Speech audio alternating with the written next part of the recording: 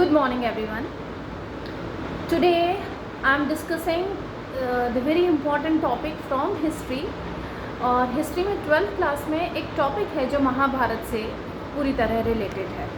पूरा का पूरा एक चैप्टर है, उसमें महाभारत को ही डिस्कस किया गया है.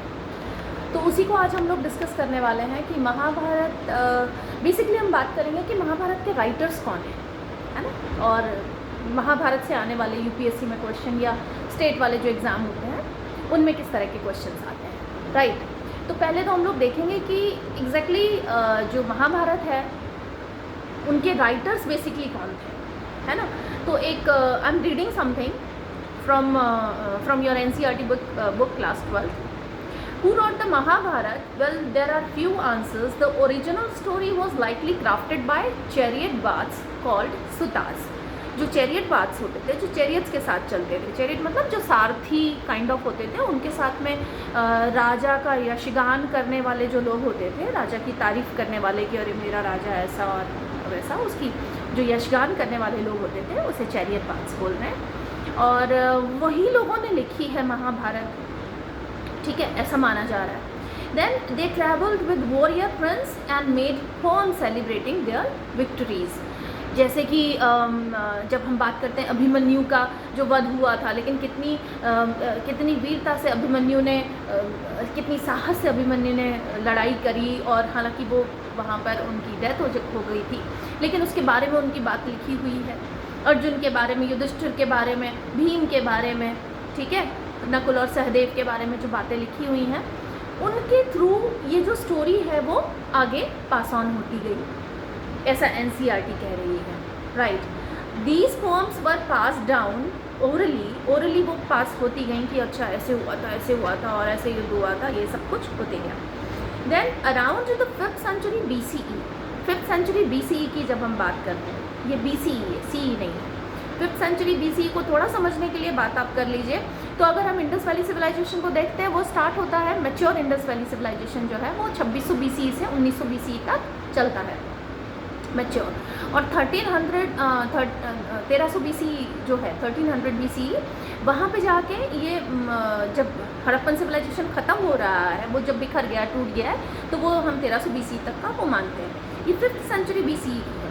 यहाँ महावीर स्वामी और गौतम बुद्धा, इनसे एसोसिएट कर लीजिए, ये उस समय की कुछ बात है. तब क्या हो रहा है कि then around 5th century BCE Brahmin started writing down the story. जो ब्राह्मण्स थे उन्होंने इस स्टोरी को लिखना स्टार्ट कर दिया. उन्होंने इस स्टोरी के बारे में लिखना स्टार्ट कर दिया कि स्टोरी क्या थी, कैसे थी, और मतलब कौन कौन से प्रिंस थे, वो सारा कुछ उन्होंने स्टार्ट कर दिया लिखना. ये कोई एक ब्राह्मण की बात नहीं हो रही है, ये पूरी की पूरी कम्युनिटी की बात हो रही है, ठीक है. ग्रुप ने ये स्टोरी लिखना स्टार्ट कर दिया जो ब्राह्मण थे. देन आप बात करते हो, this was when regions ruled by kings like the Kurus. जो रीजन है वो किंग्स ने रूल करना स्टार्ट कर दिया था, जैसे कुरु, है ना. यहाँ पर वो जो महाजनपद है वो उन्होंने बनना स्टार्ट कर दिया था. वो बड़े बड़े रीजन हो रहे थे, महाजनपद है जिन्हें रूल कर, जैसे अंग है, वत्स है, कुरु है, ठीक है. ये सारे जो रीजन्स हैं वो रूल होने लग गए थे किंग्स के द्वारा.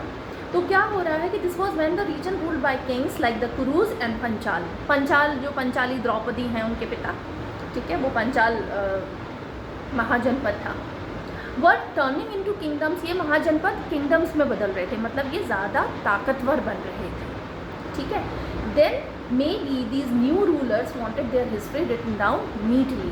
ये जो नए रूलर्स थे वो शायद ऐसा समझते थे, ऐसा मानते थे कि उनकी जो हिस्ट्री है वो तरीके से, अच्छी तरीके से लिखी जाए.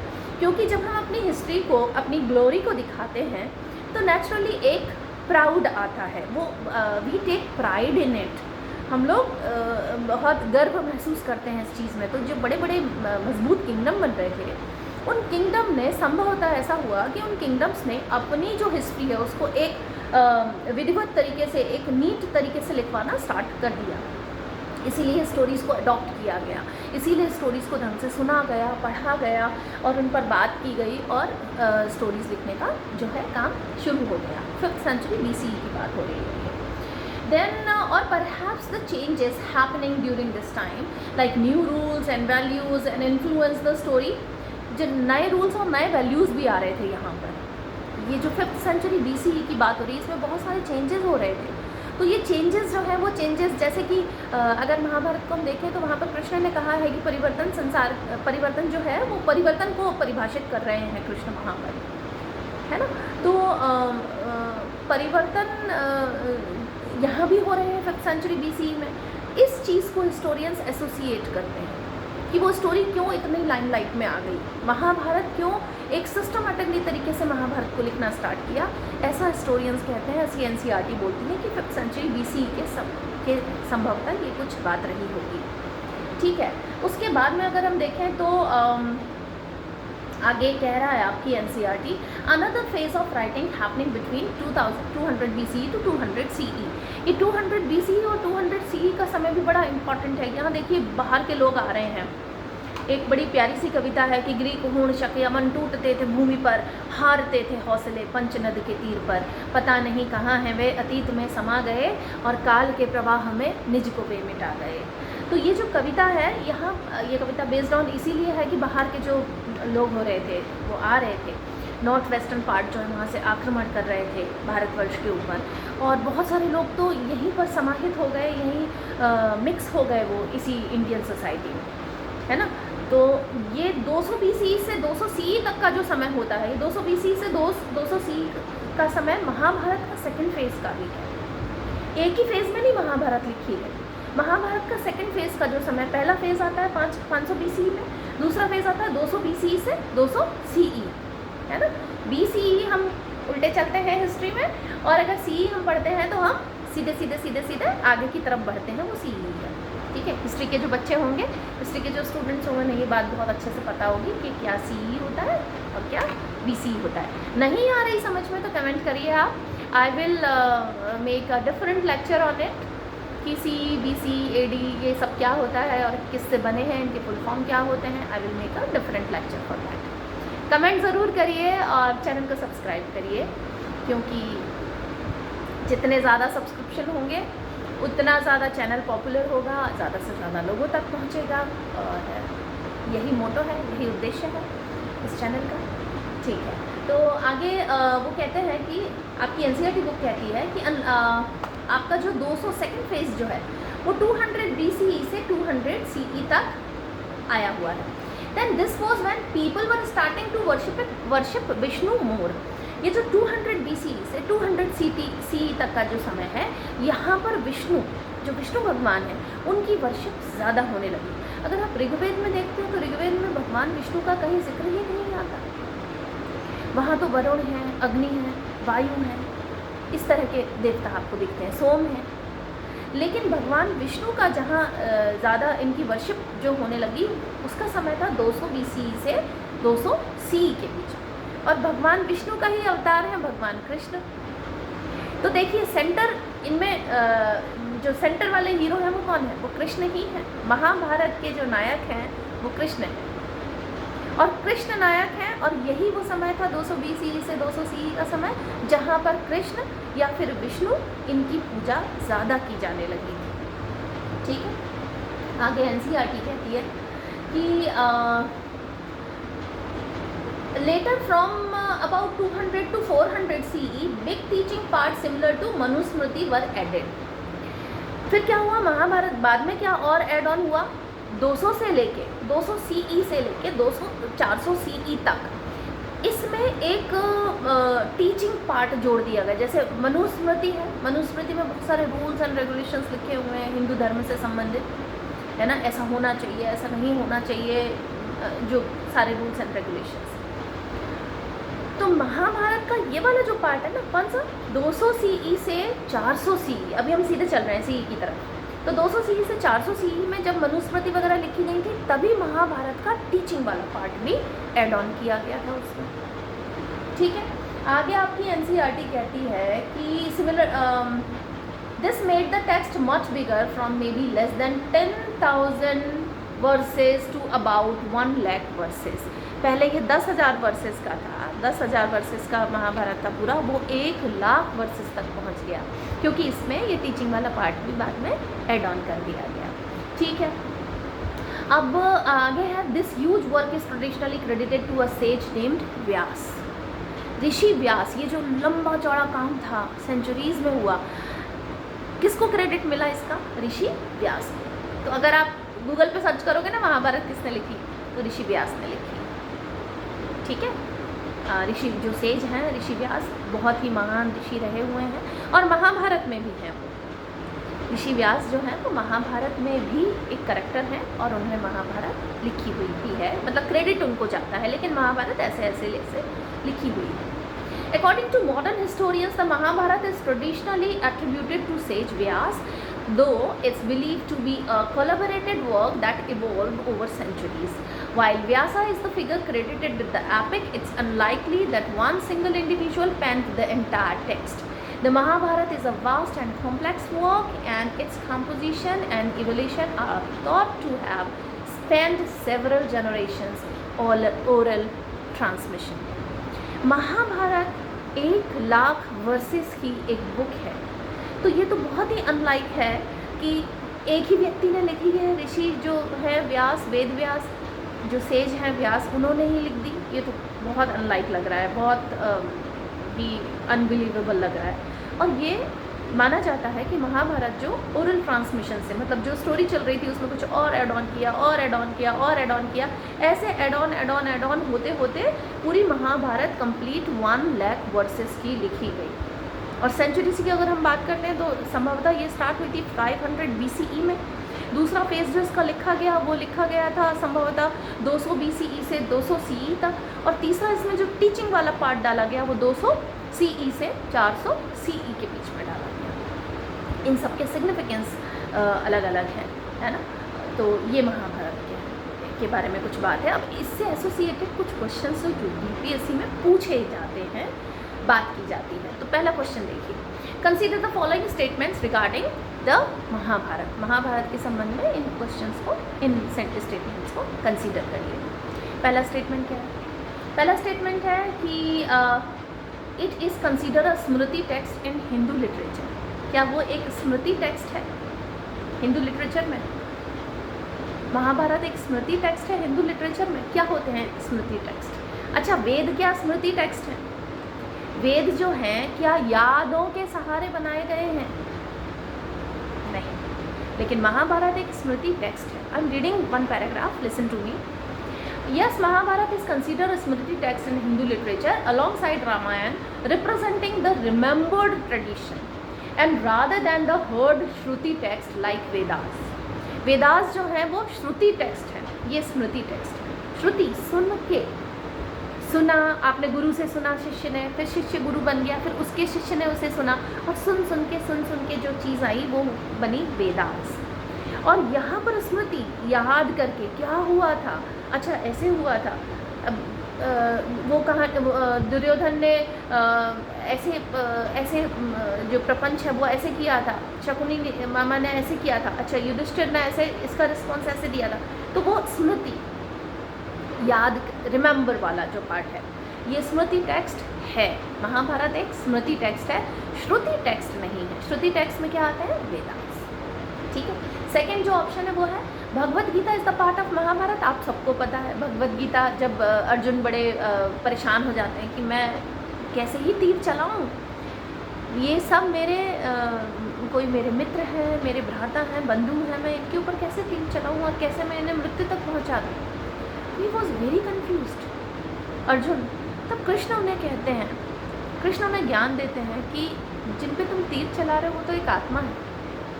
यहाँ मैं धर्म को स्थापित करने की कोशिश कर रहा हूँ, आत्मा कभी नहीं मरती, तो मैं जो धर्म के लिए मुझे उचित है मैं वो कर रहा हूँ। तुम अगर इसको बियॉन्ड द बॉडी देखोगे तो वो एक आत्मा है, राइट। तो उन्होंने इस तरीके से उन्हें बहुत कुछ समझाया। इतना गीता का ज्ञान तो नहीं हमें आता, लेकिन बेसिक जो कृष्ण ने उन्हें समझाया वही गीता का ज्ञान था, और Gita is the part of Mahabharata. बिल्कुल सही सेंटेंस है। तीसरा देखिए, it provides insight into social and political life of ancient India. क्या एंशिएंट इंडिया की सोशल और पॉलिटिकल लाइफ का इंसाइट्स देती है? बिल्कुल देती है। हमने यहाँ पर पॉलीएंड्री देखी। पॉलीएंड्री एक ऐसी प्रैक्टिस होती है जिसमें एक विमेन के सेवरल हस्बैंड्स हो सकते हैं, उसे पॉलीएंड्री बोलते हैं। द्रौपदी ने पॉलीएंड्री कर रखा था। तो आप खुद सोच के, अपना दिमाग लगा के सोचिए कि क्या केवल द्रौपदी ने ऐसी शादी की थी और उसको एक्सेप्टेंस कैसे मिल गया था, है ना? इसका मतलब कहीं ना कहीं ये रिचुअल होता था। हिमालय की तराई में, तलहटी में आज भी कई जगह इस तरह के पॉलीएंड्री वाले रिचुअल्स होते हैं, जहाँ पर जो एक वुमेन है उसके कई सारे हस्बैंड्स हो सकते हैं, लाइक द्रौपदी। तो पॉलीएंड्री की प्रैक्टिस हो रही है। प्लस हम यहाँ पर और भी बहुत सारी चीज़ें देखते हैं, सोशल नॉर्म्स देखते हैं, जैसे कि क्या, जैसे कि जब कर्ण ने अपने गुरु से शिक्षा ली तो उन्हें सूत पुत्र, क्योंकि वो एक सूत पुत्र थे, वो क्षत्रिय वाले पार्ट में नहीं आते थे, अगर उनको देखा जाए तो 4 वर्णों में से वो शूद्रा वाले वर्ण में आते थे। तो उनको उनके गुरु ने मिला नहीं और बाद में उन्हें इसी बात का श्राप मिला था कि तुमने मुझसे अपना जो है वर्ण छुपाया, इसलिए तुम जब तुम्हें ज़रूरत होगी तो तुम विद्या भूल जाओगे। और उनके साथ हुआ भी ऐसा। फिर हम एकलव्य को देखते हैं जो कि जंगल से आता है, यही इसी महाभारत में एकलव्य की कहानी, उसे निषाद बोलते हैं। निषाद जो है वो भी बाद में, वो वर्ण सिस्टम में है ही नहीं निषाद कहीं, वर्ण सिस्टम में निषाद बाद में ऐड ऑन किया गया। म्लेच्छ और निषाद जो हैं उनको बाद में ऐड ऑन किया गया है। तो निषाद बेसिकली उन्हें आप शिक्षित नहीं कर सकते।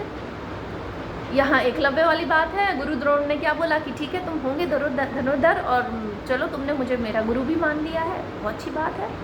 तो अब गुरु मान लिया तो गुरु दक्षिणा तो देनी होगी, गुरु दक्षिणा देनी होगी तो क्या करोगे, तो मुझे अपने दाहिने हाथ का अंगूठा दे। वो क्या करता है एकलव्य, उसने भी बिना सोचे एकलव्य ने अपने दाहिने हाथ का अंगूठा अपने गुरु को समर्पित कर दिया। तो ये चीज़ें क्या दिखाती हैं, ये महाभारत की वो चीज़ें दिखाती हैं, महाभारत से वो चीज़ें दिखाती हैं ये कि किस तरह का समाज था, पॉलिटिकल सिस्टम क्या था। पॉलिटिकल सिस्टम में हम देखते हैं कितने सारे, महाभारत का जब आप युद्ध देखते हो तो उन्होंने बड़ी सारी व्यूह रचनाएं की गई हैं। तो हमें पता चलता है ऐसी सेना होती थी, अच्छा हाथी भी होते थे सेना में, घोड़े भी होते थे, है ना, ऐसे ऐसे वो हथियार यूज़ करते थे। हमने राजकाज तरीके देखे, जब विदुर को देखते हैं, विदुर जो अपनी राजनीति की बात करते हैं, उस राजनीति के दांव पेच हमने देखे। तो यहाँ बहुत सारे इंसाइट देते हैं, तीनों ही सेंटेंस सही। इसका ऑप्शन होगा कि तीनों सेंटेंस सही है। यूपीएससी के क्वेश्चन, हिस्ट्री वाले यूपीएससी के क्वेश्चन करने के लिए आपको डीप में समझना होगा, आपको कॉन्सेप्ट समझना होगा। बिना कॉन्सेप्ट समझे आप नहीं कर पाओगे यूपीएससी का क्वेश्चन, रटने की चीज़ है ही नहीं यूपीएससी। तो जो भी बच्चे यूपीएससी की तैयारी कर रहे हैं, जो एस्पिरेंट हैं, वो इस बात को बहुत अच्छे से समझें कि एनसीईआरटी पढ़ें तो सही, उसे समझें। And I am here to support you in your exam, in the preparation of your exam. आप जो भी टॉपिक आपको कंफ्यूजिंग लग रहा है, समझ नहीं आ रहा है, कमेंट सेक्शन में आप कमेंट करिए। आई विल मेक वैसे बहुत सारे वीडियोस बनाए हुए भी हैं, but I will make video on the particular topic. Comment section में कमेंट करिए, वीडियो को लाइक ज़रूर करिए और सब्सक्राइब कर लीजिए चैनल को। ठीक है, आगे बढ़ते हैं, दूसरा क्वेश्चन देखते हैं। दूसरा क्वेश्चन है, yes, second question is Mahabharat was, question है the Mahabharat was composed over a long period of time, it reflects which of the following features of the early Indian society. Early Indian society का कौन सा feature वो दिखा रहा है महाभारत। पहला है emergence of monarchies and large kingdoms. क्या महाभारत में हम बड़े बड़े मोनार्कीज, मोनार्कीज मतलब राजतंत्र, क्या बड़े बड़े राजतंत्र और किंगडम देखते हैं? बिल्कुल देखते हैं। पांचाल, अंग, वत्स, कुरु, ये बड़े बड़े किंगडम हैं और बड़े बड़े साम्राज्य हैं, मतलब मोनार्कीज हैं, राजतंत्र हैं। सेकेंड है importance of kinship ties and lineage. Kinship मतलब भाईचारा, ये जो भाई बंधु वाला होता है उसे किनशिप बोलते हैं, रिश्तेदारी, है ना। So importance of kinship ties and lineage. Lineage तो बिल्कुल कुरु वंश से, कुरु वंश, ये जो वंश होती है उसे लाइनेज बोलते हैं, ठीक है। और किनशिप का बहुत ज़्यादा इम्पोर्टेंस था, बिल्कुल सही है। तीसरा है development of dharma as a moral and social concept. धर्म का डेवलपमेंट हुआ था मोरल एंड सोशल कॉन्सेप्ट के हिसाब से, बिल्कुल हुआ था।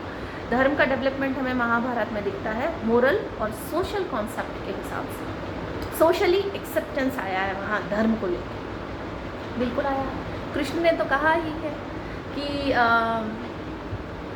संस्कृत वाला श्लोक थोड़ा सा भूल रहे हैं अभी, यदा यदा हि धर्मस्य ग्लानिर्भवतु भारत, आगे थोड़ा सा भूल रहे हैं, लेकिन उसका मीनिंग ये है हिंदी में कि धर्म की स्थापना करने हेतु बार बार मैं जन्म लूँगा। सो धर्म की ही स्थापना हो रही है यहाँ। तो तीनों ही आंसर इसके सही हैं, लेकिन कॉन्सेप्ट समझे बिना आप आंसर नहीं कर पाओगे। ठीक है, तो 2 क्वेश्चन हम लोगों ने देखे, एक थोड़ा सा एक क्वेश्चन और देख लेते हैं, वो सिंपल क्वेश्चन लगेगा। Which of the following is true about Ved Vyas? Ved Vyas के बारे में कौन सी जो बात है वो सच है? He was the son of says Valmiki, जो वाल्मीकि सेज हैं, वाल्मीकि के पुत्र थे वो। सही है, गलत है? गलत है ये। दूसरा है he compose the Ramayan, Ramayan नहीं, उन्होंने महाभारत कंपोज की थी। गलत है। He played a role in the birth of Kauravas and Pandavas, Kauravas और पांडवास के बर्थ में उन्होंने birth of Kauravas and Pandavas, Kauravas और पांडवास के बर्थ में उन्होंने कोई रोल प्ले किया था? बिल्कुल किया था। आई एक्सप्लेन कि कैसे किया था।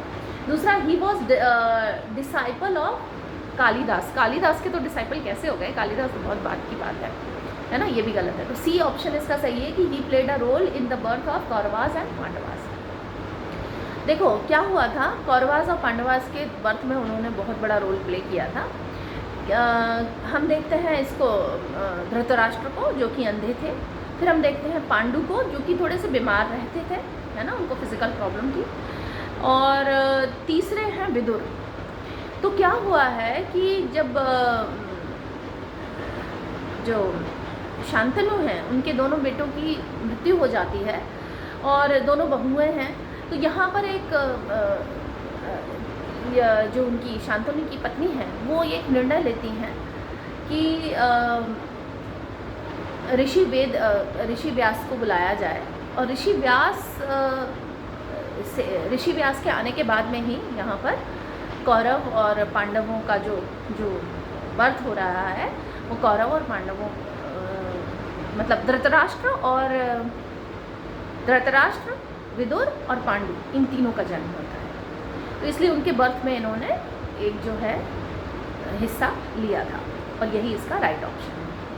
आगे आप लोग जो भी टॉपिक आपको नहीं समझ में आ रहा है, जहाँ कन्फ्यूज़न हो रहा है, प्लीज़ कमेंट सेक्शन में कमेंट करिए। ठीक है, और तैयारी करते रहिए, यूपीएससी की या स्टेट एग्ज़ाम की आप तैयारी करते रहिए। चैनल से जुड़े रहिए, सब्सक्राइब कर लीजिए, चैनल को लाइक कीजिए। Thank you so much.